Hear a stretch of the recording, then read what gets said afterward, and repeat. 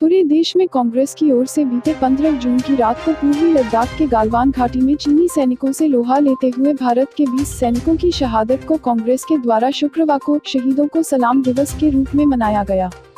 इसी क्रम में साहिबगंज जिले के बड़हरवा क्षेत्र में झारखंड सरकार के ग्रामीण विकास मंत्री जनाब आलमगीर आलम के आवास पर चीन के विरोध में एक दिवसीय धरना प्रदर्शन के साथ शहीदों को सलाम दिवस कार्यक्रम प्रदेश सचिव तनवीर आलम के नेतृत्व में आयोजन किया गया है। वहीं धरने के दौरान दर्जनों कांग्रेसी कार्यकर्ताओं के साथ मुख्य रूप से ग्रामीण विकास मंत्री आलमगीर आलम भी मौजूद रहे।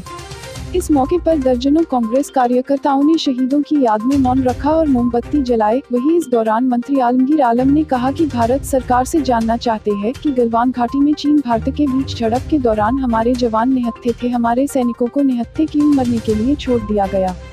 आज हर कोई ये सवाल पूछ रहा है। उन्होंने मोदी सरकार को घेरते हुए कहा कि चीनी सेना को हमने अपनी जमीन में क्यों प्रवेश करने दिया, इस मामले में पूरा देश एकजुट है। उन्होंने कहा कि कांग्रेस मांग कर रही है कि हमारी सीमाएं सुरक्षित रहें, हमारे जवानों की शहादत व्यर्थ न जाए, हमारी सेना में कोई कमी नहीं है, कमी नेतृत्व के स्तर पर है। मित्रों, आज पूरे देश में स्पीक ऑफ आवर मर्टरिस शहीदों को सलाम दिवस के रूप में मनाया जा रहा है। जैसे कि आप सब जानते हैं, 15-16 तारीख को गलवारी वैली में जो चाइना सैनिक और भारत के सैनिक का जो मुठभेड़ हुआ है, और इस मुठभेड़ में 16 तारीख को 20 संतोष बाबू समेत 20 शहीद जो है शहीद हो गए। और इसमें आपके माध्यम से भारत सरकार से हम जानना चाहते हैं कि हमारे भारत भूमि में किस तरह चीन ने कब्जा जमाया, और उसके साथ साथ जो सैनिक ने अपने देश की सुरक्षा के लिए, देश के अमन और चैन के लिए जो वीरता के साथ